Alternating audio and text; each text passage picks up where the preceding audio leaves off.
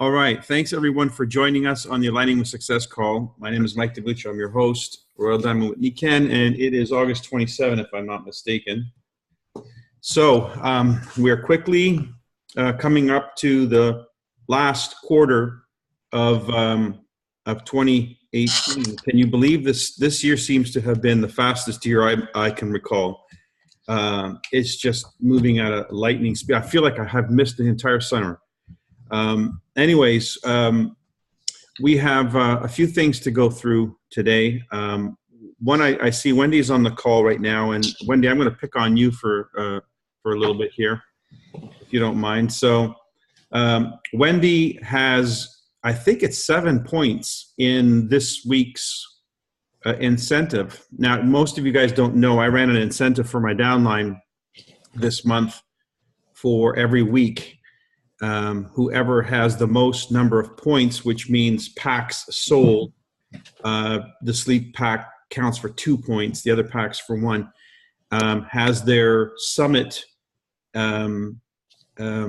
ticket reimbursed when they come to the summit. So there'll be one person every week chosen who has the most number of points. And right now, Wendy is sitting at 7 points, if I'm not mistaken. Wendy, you have two sleep packs, 2 water packs, and 1 energy pack. Is that correct? That's right. Okay, so what's the motivation behind that? Talk to me.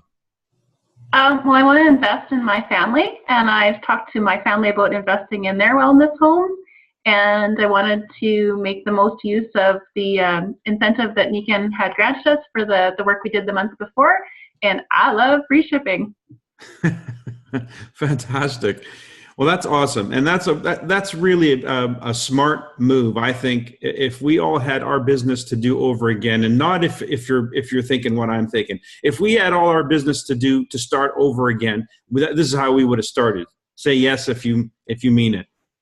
And now when I got started, they only had 1 pack called a demo pack, and it wasn't until the following month that we even were able to purchase sleep packs or sleep systems. So my business basically consisted of everybody getting a business pack the first month and a sleep pack the second month, because without it, how could you speak about it?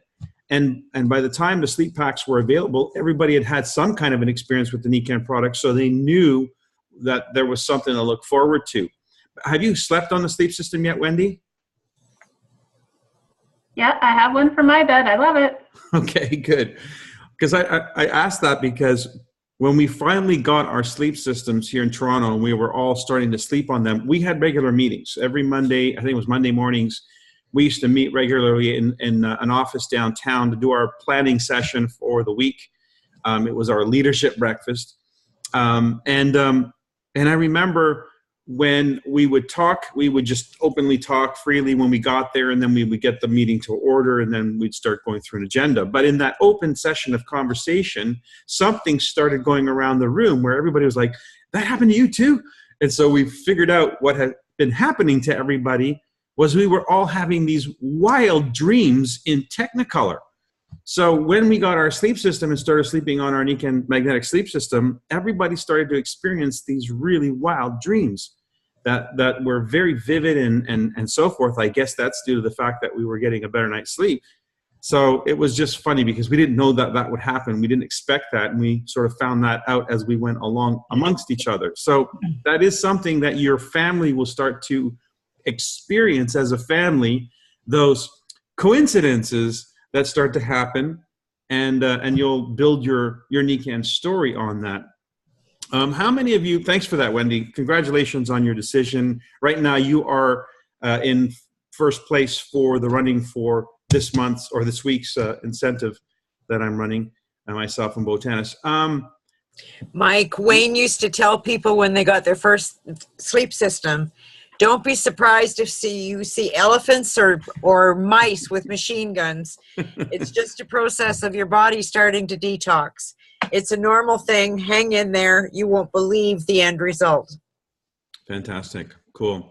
Well, I'm glad to be back with some consistency on this call, so we can address maybe some of the current matters, current issues, which I mean, there's always something going on, and there's always something new to talk about. This past week, I had a chance to hook up with Richard Brooke and be interviewed by him. I guess most of you have probably seen it or heard of the fact that that interview happened. I finally got a chance to watch it, and it's not bad. So I think I'll probably include it in my I don't know, I'll include it in my list of things to send out to somebody when they're bored of everything else. So it's not bad. I think there's some good insights in that. And maybe I thought if you guys wouldn't mind sharing what you picked out of it. He's really good at grabbing the nuggets and then reflecting it back and saying, what I got out of this is so forth. I love his style, his forwardness, and he's, of course, our keynote speaker in Toronto at the Humans Being More Summit. And he's also hosting his own workshop Sunday, same hotel. So if you've not booked Niagara Falls, you definitely want to make a point of getting into that.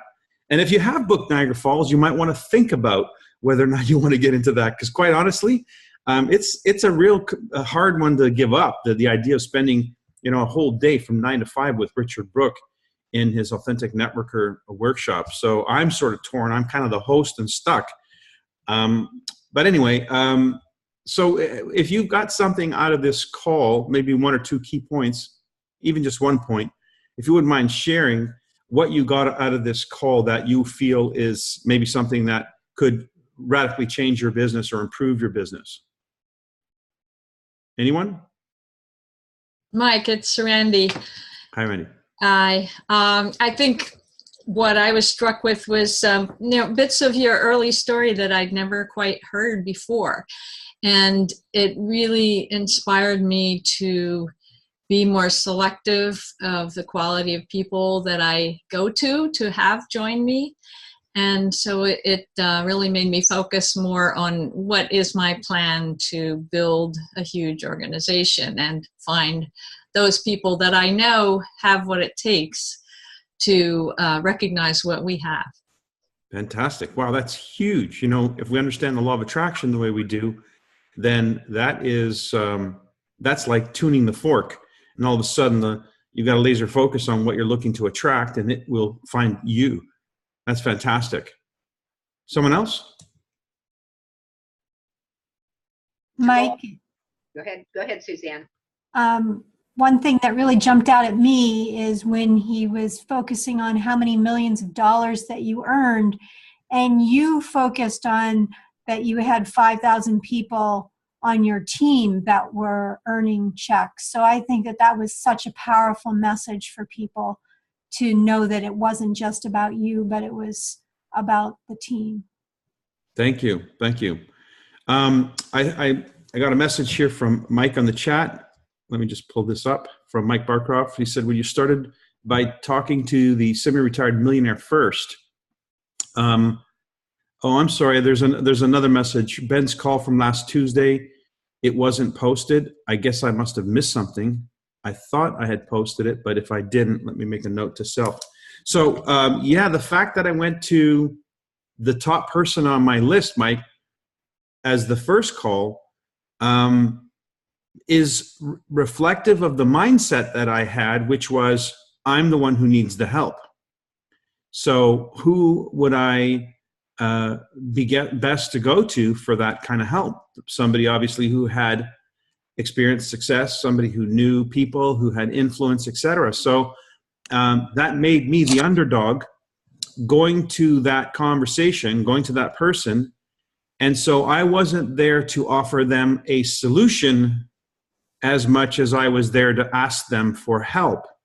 And if you've watched any of the trainings that I do, you'll note that this is one of the points that I'm very adamant about, that in the recruiting process, you're out asking for help. In the sales process, when it comes to the product, you're out there offering help. That's the difference between the two processes, and don't get them confused.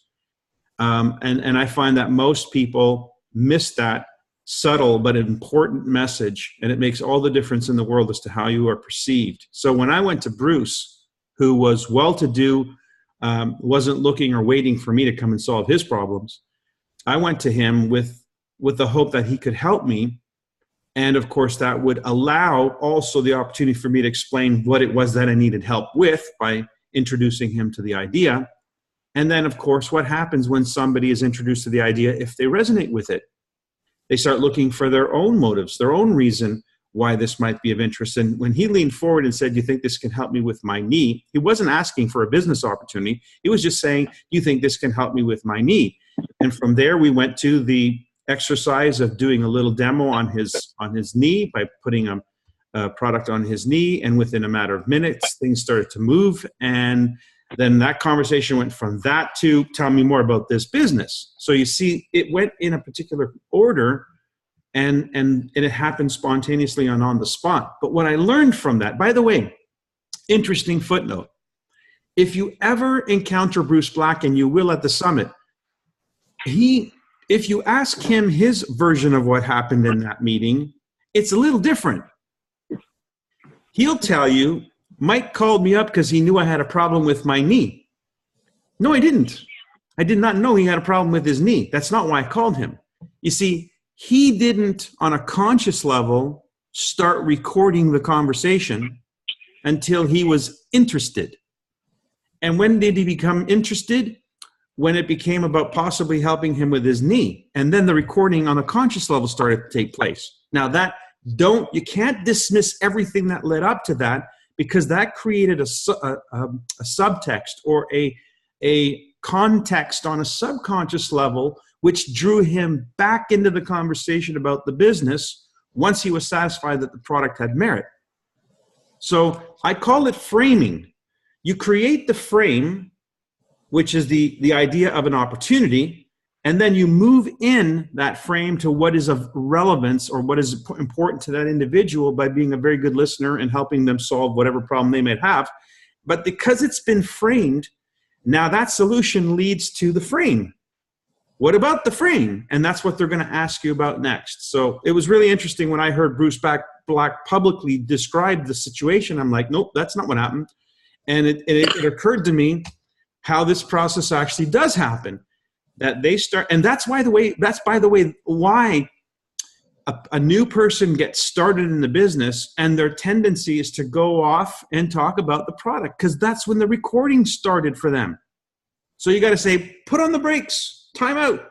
You have to understand the framework that I was working with before we went into that product demonstration. That's what I set up, which enabled you to see the value of the opportunity because of the product. So it's very subtle, but boy, I can tell you, this is a huge thing when it comes to understanding why some people are not immediately attracted. It's because the recording started at a certain point. That's what they tend to duplicate.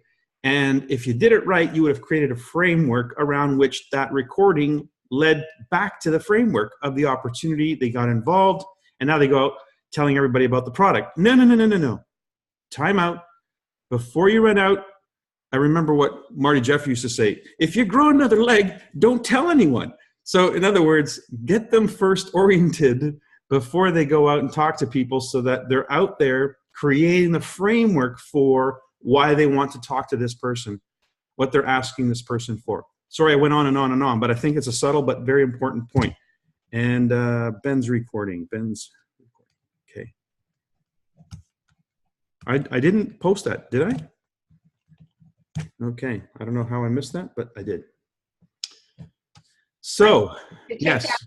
To take it a little bit further, you made that connection, and so did he. And you also made reference to your dad when he started telling other people. So you quickly made that reference that from the product, there was the opportunity.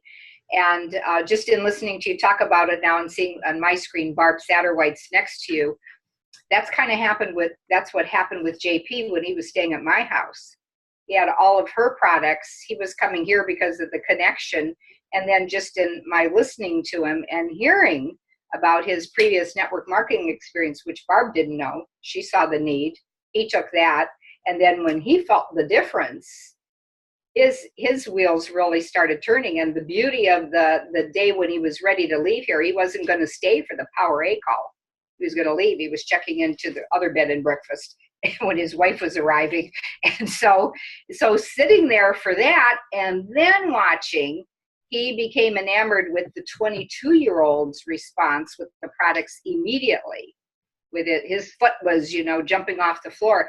And when he went to the table to eat, he wanted to sit next to him. He wanted to interview him. And, it was that connection from, here's a young man, there was him with his situation and the opportunity. And then Barb and all of us found out afterwards was the job that he was in wasn't going to continue either. We didn't know that. I didn't know that. She didn't know that at that point in time. So, well, you bring up another very important point, and that's tied to my story and it's tied to his story. And that is one of the things that makes us extremely unique in network marketing and business is the fact that we can actually create an effect with our products very, very quickly. That is so unusual. Most people have to buy into a regimen before they get to experience a benefit, and they have to really be looking for it. But we have a thing called a demo. And the demo can only happen in person. So again, that lends to the idea that there's only so much you can do with this business via social media, via the online approach. It's a good support, ancillary support, especially for growing your business and educating and training people. But as far as actually having the impact where people will take action like buy something, action like enroll, action like really getting inquisitive about this, that product demo is the key. And so that's one thing I don't think we can move away from, no matter how sophisticated our world gets and technology gets. It will be the thing that is the separation, that separates us from the common and makes us uncommon. So don't forget that. That is so again, then that lends to why the packs. Why should somebody get started with the packs? Did anybody else pick up something from that interview? Yes, Sue. I will tell you, this has probably haunted me for 12 years, but it's the demo, it's show people what the products do, it's try that, the one thing I watched your interview, and the one thing that really stuck out with me is when, you let him try the magnet and it made his knee feel better. And being a nurse, it's really a curse to have that background because, I want to educate, I want to, give all this stupid information. And it's like, just let people experience the products. And as many times as I have heard this, and I know when we were getting involved in this company, it was my experience. I had been doctoring for years, and 2 weeks with a magnet and some far infrared, I was better. It was the experience. And, all the wellness previews that I've been involved with, it was the experience. And yet, in my head, it's like, give people information, educate, let them make their own decisions. And yet the few times that I actually have done the demonstrate experience, let's play a little, a few games, let's play with the products. That is always when it has been the aha for people, and I just, unfortunately, I fall into that education and information thing over and over and over again. And then, when I was listening to your thing, it's like, look at this guy was a successful businessman, and all you had to do was let him try the products. You didn't have to educate him on anything. Just let him feel it. Yeah, the information flow started to happen afterwards. I know. Because there was, get this one, vested interest. I want y'all to remember those words, vested interest. So we have to create that first and foremost, and especially today, more so today than ever in our history. People are so busy with distractions and with, just the input of social media and 15 million ways you can actually reach somebody these days on their phone. So it's very distracting. The only way to get somebody's attention is to really be in front of their face and do those demos. I want you to remember this, and I see you, Maggie, you went off, so you're up next. Remember this. Well, this is a phrase we used to use. In fact, it was the medical professionals in NECAN who used to use this. So, Madeline, for your segment on the summit, this is one you're going to want to maybe make reference to, and that is high tech, low check. Low check. So we don't want to get too high tech on people, because then it really just pushes them away and they don't take action. You had a comment? Like last night, Mike, that chap, he remembered the water demo from 2 years ago. When he was called about the system, he immediately raced over and they bought it right off the bat. Thank you. Maggie, you had a comment.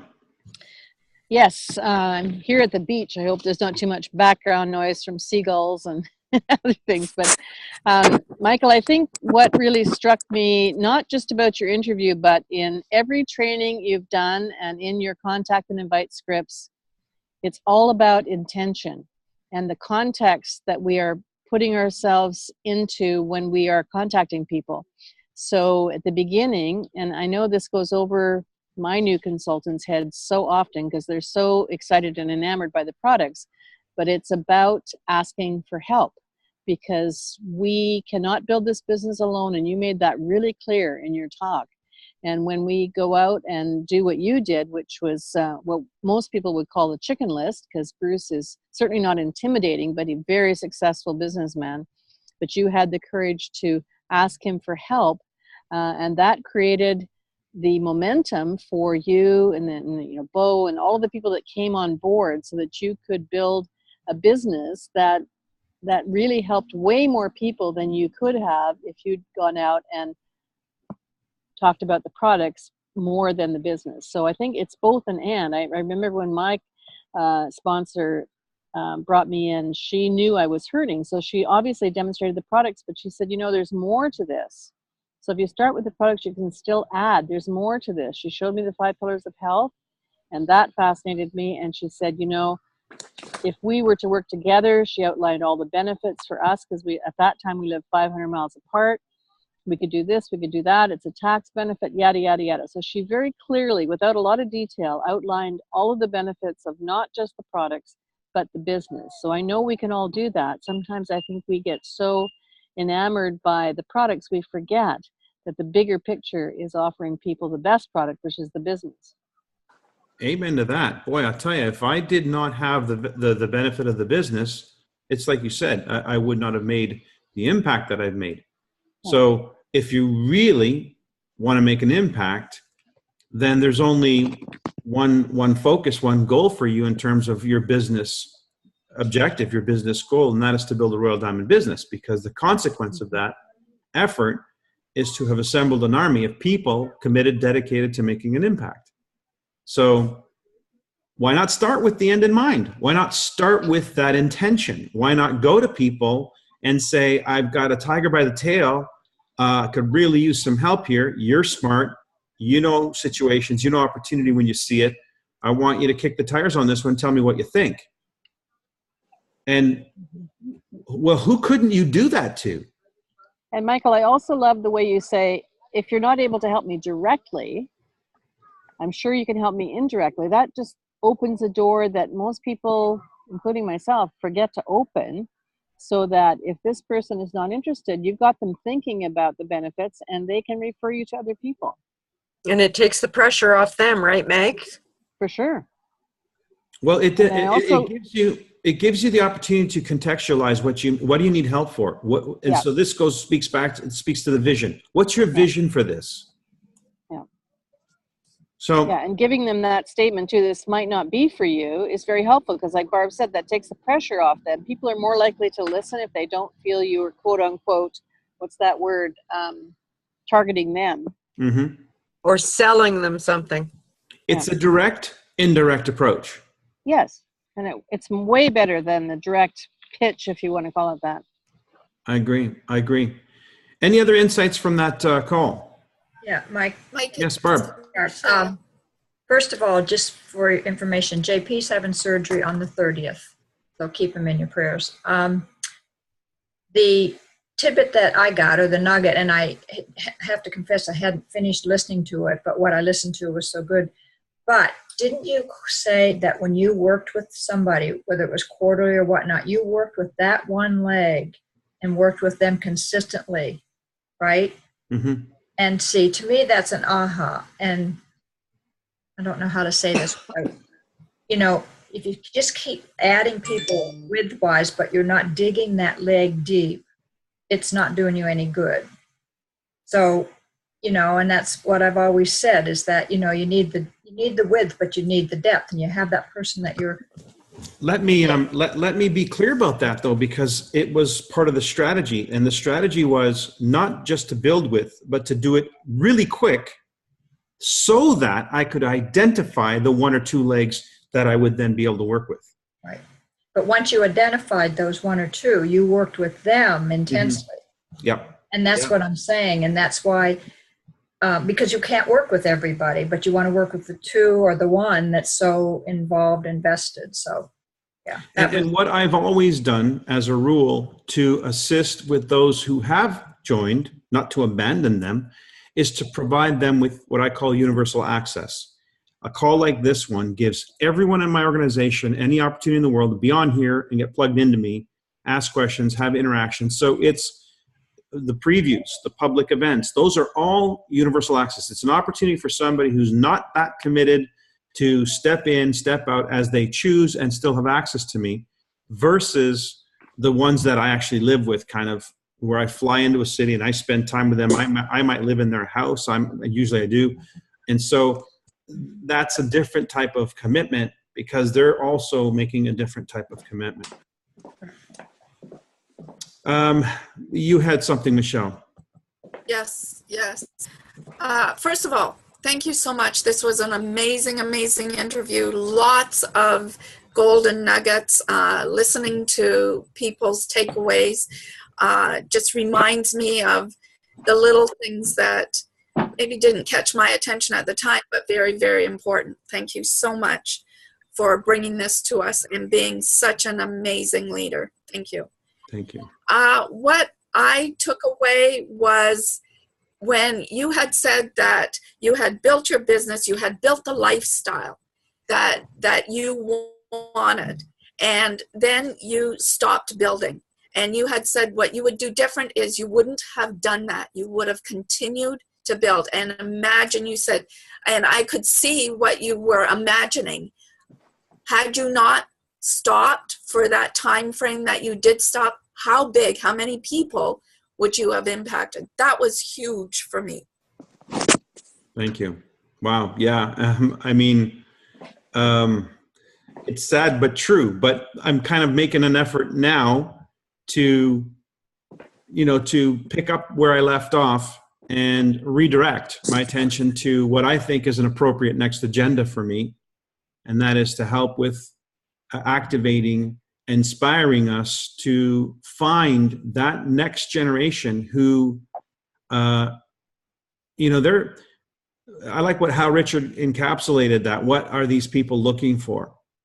They want freedom. They want respect. They want the ability to pursue something that gives them a sense of purpose and passion. They want to make money. They want, if you look at that short list of things that our target audience ought to be wanting, then it sort of helps you realize the kind of person you're after, the kind of person you're looking for.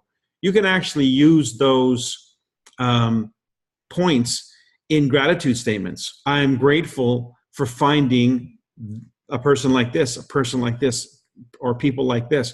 Because what you're then doing is if we remember the law of attraction, the blue cars, the red cars, we're tuning the fork. We're actually tuning the frequency that we're after. And as Bob teaches, we will attract what is in harmony with what we are hosting in our frequency, in our consciousness. So the more tuned in you are to what you're looking for, who you're looking for, the more you're going to see them, the more visible they become to you, and you will be able to then speak their language and attract them because you're on their speed. You're on their vibe. And it doesn't matter how old they are. You know, I think there's a lot of great people at all ages who still have more to do, more to accomplish, you know, a sense of fulfillment and purpose still in them. And Nikken could be a fit. So it's just a matter of really getting clear about what am I looking for in someone, and are they giving me those signs? Or am I trying to put a square peg in a round hole? And that's, by the way, super time consuming. If you read some of the network marketing literature, the people who have written books, the one thing, and I remember this especially when I was interviewed by Mark Yarnell. He was a bigwig in Amway years and years ago, and then I don't know what else he went on to, but he wrote a book called Your First Year Network Marketing. And I remember our conversation, and him and others I spoke with said the one thing, if they had to do over again, they wouldn't have wasted so much time with people who didn't really mean what they said and said what they meant. So, wow, that's a big one, huh? Think about that. If our life is so important and precious, and every minute could be of service in a great way, if we give ourselves to the energy vampires, we are losing the opportunity. We're giving up a sense of responsibility that we have to our maker for being the best that we can be. So just be aware of that. And picking up on that and extending what the point Michelle made is, so you did admit that you took a time out, and that if you had to do it over again, you had to stop building. But then when here you are and you stayed with the same company, you didn't leave. But I thought you made very good points as to why, what uniquely differentiates. So we've talked about the products, the immediate effect, you mentioned that, but you also talked about the humans being more and the 5 pillars of health and connecting it to the needs in society. So I thought that was exceptionally excellent, because there has been negative press about Nikken. You know, the people that left that weren't happy, and you know, we're finding that out. Many people they go to that and look at that first, and then they don't want to hear about it. So I thought that public recognition of this company with your story, and that you stuck with it, you didn't jump and find some other good deal on this kind of 100 series of interviews that this man is doing with top leaders, is critical for our whole company, for all of us, for that posturing and positioning of Nikken as being sleeping global giant about to awaken. That was something that was used back when high tech, low tech too. And so I think it is very important today that it is about to reawaken.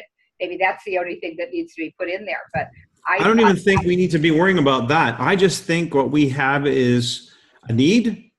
Yeah, I don't think we need and just get out there and do it like it was the first day.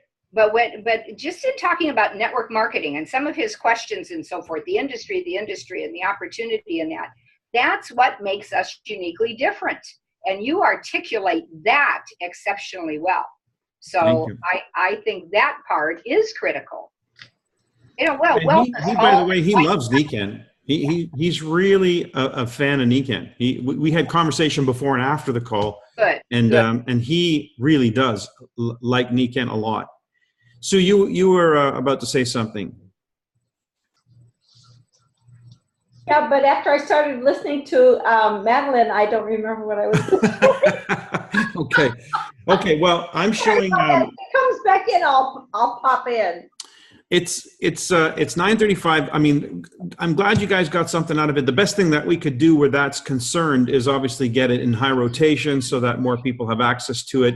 Even people who, I don't know if you guys have learned yet how to advertise on Facebook, things like that. You can post things and then you can boost things. And I mean, the more exposure we give it, the more that creates clicks, I guess, and then that puts it higher in the rankings of Google searches when people start looking for anything Nikken. And so I reposted that video on the Royal Alliance. So if you want that video with the thumbnail of the interview thumbnail, because the one that they had, they didn't put a thumbnail, so you just see me and him in a moment in time. With the thumbnail on the YouTube one that I posted at the Royal Alliance YouTube channel, you can send that one out. It'll have the right thumbnail when you send it to somebody. So keep that in mind. Okay, well, enough about that. We're almost in September, so we're obviously going to be getting some September news with respect to Niken. But keeping in mind that we still have a week or so to go to take advantage of the incentive, which is free shipping. For those of us who activated that free shipping, I want to also emphasize, by the way, how many of you are getting a check now every week?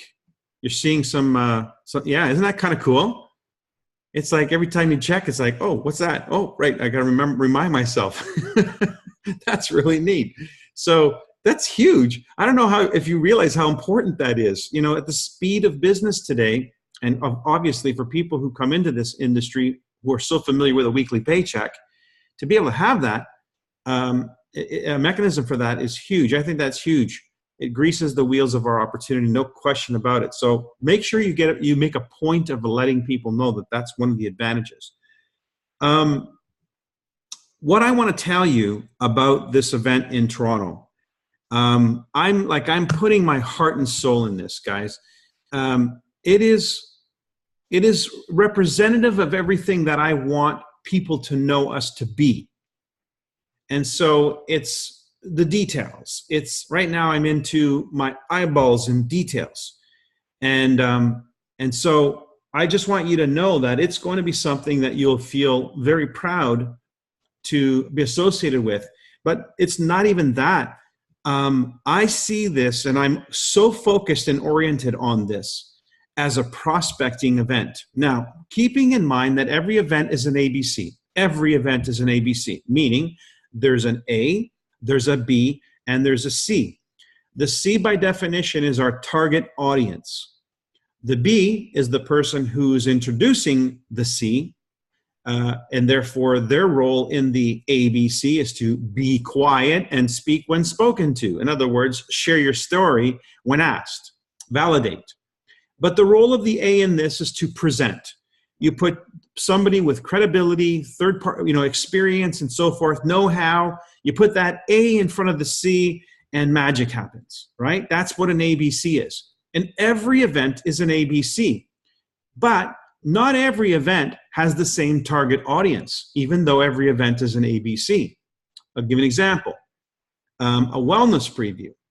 Most wellness previews, the target audience is a guest who may have heard a little bit about Niken, may have heard a little bit about the idea of being able to be helped by the product. So you're going to get people in the audience at a wellness preview or an in-home who are a little bit of this, a little bit of that. Not necessarily a laser focus on a business opportunity. It's going to be more product-centric, usually in the context of an ABC of the wellness preview or the in-home. So that kind of a meeting is going to be more product-oriented. So the target audience is a little different. If I was doing an executive briefing, let's say I hooked up in a boardroom somewhere in the city and I wanted to appeal to the white collar crowd, I might have a lunch. I might have a finger foods type lunch at noon somewhere downtown at a boardroom meeting because I want to attract now an audience who only has that time frame to have lunch. They need to eat, and we'll do it in a boardroom so they feel like they're in familiar territory so that they can relate, in which case that meeting is going to be more of a business discussion and the possibility of freedom of time and maybe a couple of demos, but just for the point of interest to pique the interest of the person so that they will do some more due diligence and investigate the idea, maybe come to an in-home or whatever where they're going to get the full meal deal. So that target audience is a little bit more specific. But there are other events like the Power ABC. When we do that Power 18 call, the assumption is that the person in the audience has already been familiarized with Niken to the degree that they know about the products, they know about the opportunity. Now what we really want to stamp in their consciousness is that this opportunity is big, it's powerful, and can move mountains. So we want to put A's on the phone with very compelling business stories. So your target audience there is somebody who's further down the road of the Nikken experience. That doesn't mean you can't include brand new prospects. It just means your focused message is going to stay focused on who you're talking to, and anybody who's in that sphere of influence will be influenced by that message, usually in a very favorable way. Well, this event, the Toronto Summit, this event, the target audience is people who really are looking to build a huge income, people who are looking for a solid experience. And so the A's that have been selected to speak are, I mean, we have more A's than I know what to do with. But we don't have that much time in order to be effective in our communication. So I have to be very specific about what we're talking about and target that message. So the message or the messengers, the A's, are people who have been selected who have high credentials, very incredible successes. We're going to have a segment that's going to be conducted by one of the managing directors of Nikken Latin America, where they're going to show you on the screens the actual business of the people they're interviewing. They're going to show you what their business looks like graphically and statistically. So there's no mystery in what does this person's business look like. I saw this done in Panama at the leadership conference in the Diamond Seminario in Panama. I was totally blown away. I was so impressed that all these people who were asked to speak and host roundtables, on the roundtable itself, in printed form, was what I'm talking about that they're going to show on the screens. And I was just totally blown away. I thought, holy smokes, that's so impressive, because it's telling. First of all, it tells you they do have a business, but it shows you too that it's like, you know, a handful of legs, and they got from that handful of legs, you know, power legs and this, that, and you see it. And it starts to become real for you when you look at it visually, and then you start to see yourself in that situation. It takes the mystery out of it and makes it more tangible. That's what I like about it. So that's going to happen in a panel discussion, 2 of them actually. So there's going to be some things there that are going to be super, super high quality, relevant for people who really want to make something out of this, who want to eliminate some of the mystery and shock their belief system into a new reality, where you see yourself and become part of a new experience in Nikken, because now you are being empowered by those who are already in that situation, sharing with you from the heart, sharing with you their information and their experiences. So it's a very select group of people that are going to be speaking. Add on top of that, you got Bob Proctor. Gosh, I mean, it's just worth the price of admission alone to see Bob Proctor. I can't tell you enough about that. I've spent so much time with him. More recently, I went to see him in Los Angeles, and I just kicked myself thinking, gosh, how did I ever let that relationship fall apart? Because, wow.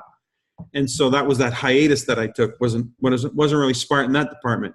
Anyway, I think you'll find that information will move mountains, not just for you, but anybody you have there.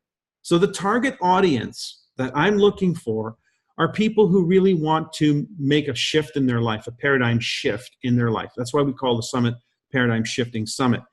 It's about a shift, a moment in time that will change the trajectory of the people who are there. Whether you've been in Nikken for 15, 20 years, or you've been in Nikken for 5 days. But I'm also looking, and I'm going to be making an announcement next week. I'm also looking at the idea of here we are assembling the Nikken's finest in every sense of the word. The people in the audience, the people on stage, the people supporting the people on stage, everything from corporate to industry experts. Who would you want in that audience? You, personally, who would you want in that audience? I'm hoping you're thinking, you're Bruce Black, you're Botanis. You know what I'm saying? The people who you think could be the movers and shakers of this next window, this next generation. I'm going to have my children speak. A 16-year-old, a 19-year-old, and a 20-year-old. Why? Because this business and this company and this philosophy has changed the trajectory of their lives from day one. We want to see the impact that this has generationally. Do you think that might make a difference in the mindset of some of the parents in the audience who are thinking about whether they want to really invest in this, either the products and or the opportunity, when they see what it looks like from the perspective of the offspring of people who've been living this dream? So I think the value that that has is immense for giving birth to the next generation, which is really, really what I'm after. What I'm really, really after is the next generation of superstars, the next generation of people who have armies proclaiming this from the rooftops, because this has to happen. We cannot concede this to the system. And, you know, I saw recently, this was just days ago actually, a little spot on the news about, they were showing the manufacturing process of marijuana right now in Canada. It's like in full scale production. It's like they're shooting this thing out of machines like it's cooked candy. They're gearing up for what? Who is gearing up? Who's behind it? Well, they didn't legalize it so that you and I can capitalize on it. The two most profitable corporations in the province of Ontario is LCBO and Ontario Lottery Corporation. LCBO is the corporation that is only allowed to sell liquor at liquor stores. And the Ontario Lottery Corporation is the only corporation allowed to sell gambling, except on reserves, where they also are partners in reserves, native reserves. So we got gambling and alcohol, which were prohibition things, and now we're going to get drugs distributed, you know, in a legal way by who? People who want to monopolize and control the market. This happens because they can control the market, because they write the rules, they write the laws. What they have not been able to do is undermine the wellness movement. The one thing that we've got and we must consistently push forward with is the idea that we are heralding a new age in health and well-being. Yesterday, I spent 2 hours with my niece who was applying for medical school. She's absolutely a genius. She gets 100% on exams in university. It's insane. And she's gorgeous. So she's got looks, she's got brains, and she's going into medical school, okay? And there were 4 questions that were asked of her, and she asked me to come over so I could help her take notes on what I would say, how I would respond to these 4 questions. What we have right now is a girl who's a young lady who's about to enter medical school, who does not appreciate the fact that the medical system is at odds with the well-being of the public, because they are funded and subsidized by the pharmacological industry that has profits in mind. So she is totally aware of the jig. And for her, the jig is up. So she wants to get into the system, not to endorse it, but to take it and redirect it in the direction it should go, which is to integrate the best of the wellness experience along with the best of critical care. And so this is what I'm talking about when I'm talking about the next generation. I'm talking about the people who will really make it possible for everything that we've been doing to come to fruition. But it takes everything that we've got to make this thing happen. We cannot afford to sit back, take our foot off the gas pedal. And so why do I say? Because an event like the summit, this is kind of a watershed event. It nudges us up to a level of integrity and professionalism that this has to have. It's kind of like what Richard was talking about in his interview. He says, you know, if it wasn't for the fact that we've screwed this thing up so badly, probably a lot of people would take us seriously and be asking us all kinds of questions. Well, what does he mean by that? It means it was handled very unprofessionally. The industry as a whole was not really handled in a professional way, to the degree where people have an automatic respect for it. You know, you get a medical degree, automatic respect. You get a degree in this business, a Royal Diamond, people are like, who's that? What's that? Oh, you mean you're the top of the pyramid? Like, where's the respect? Because they don't know. And why don't they know? because just the way we've done it. And I think that our business, our company has the opportunity to set a standard that people will follow, because first and foremost, our products set a standard for the level of integrity that goes into what we represent. 2, our business model is an amazing business model, but our compensation plan has made it so that the business model is not a gimmick.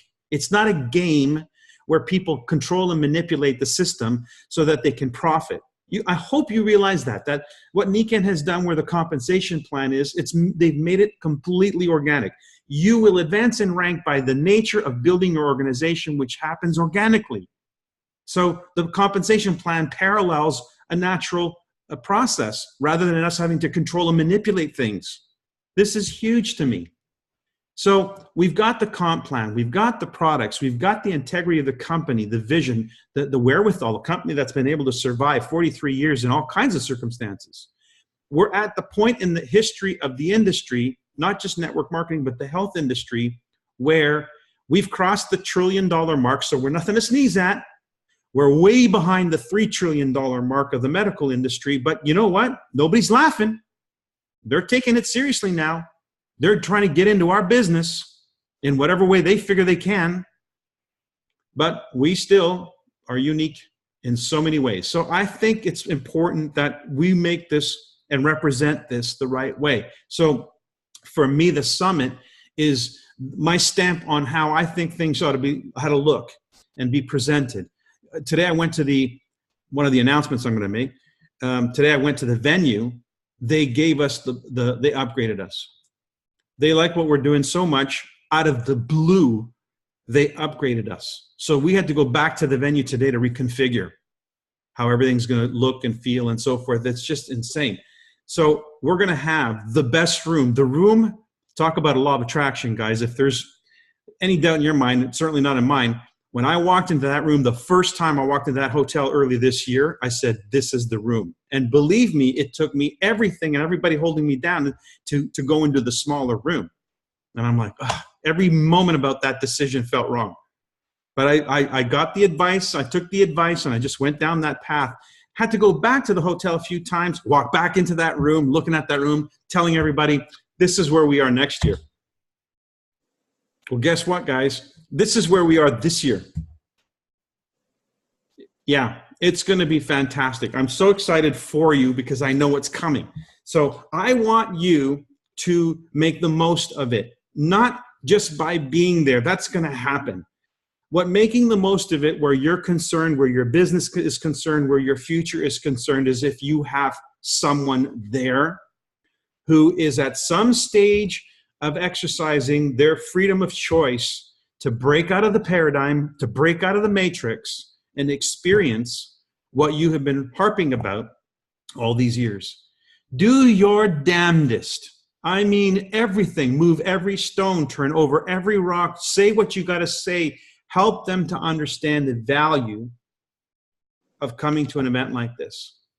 And like I said, don't wait. There are those of you who have already made a investment in this, who've purchased your tickets, your summit ticket. You're going to get some news on Monday. So it'll be good news. Mike, so, yes, Barb. If we had a guest there and they could only go one day, which day would you suggest? When you say one day, do you mean Friday or Saturday? From the morning to the evening, including the evening? Friday. And I'm sure it's on the website, but are guest tickets the same price? Well, there are no such thing as guest tickets. Okay. So there's just tickets. It's kind of like going to the opera. There's just tickets. And if the room's bigger, are there more tickets? Pardon me? If the room's bigger, are there more tickets? Well, this is what I'm working on. So by this time next week, I'll have something to tell you guys. So this involves a lot of moving parts, corporate in North America, corporate in South America. So to look at what we're going to do and do it so that you have a better answer to that question, Barb. So my goal, again, if you understand the objective, is I'm not looking at filling a theater. I'm looking at the next generation.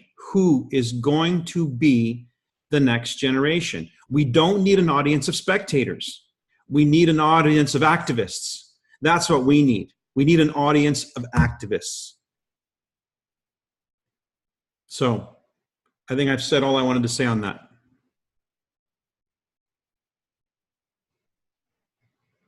Yeah. And yeah, you bet your bottom line it's going to be a sellout. Well spoken, passionate Michael. Amazing. Woohoo! And our baby boomer activists out there excited, Michael.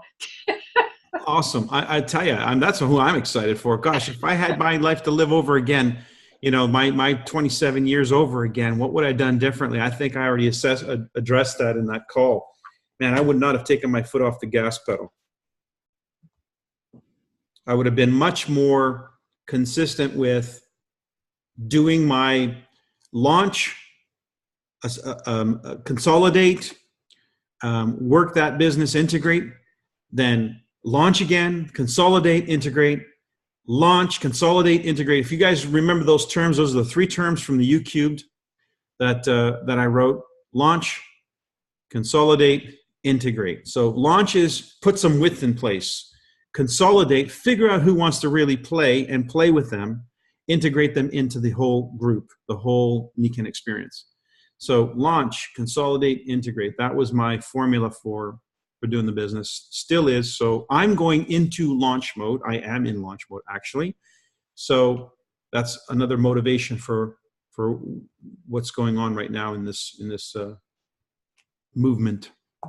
Mike, I think there's another parallel paradox with you and Dave Rolfe, because you each have your own style and how you say it, but he's kind of saying the same thing also, of the timeouts and the impact, but he stayed too.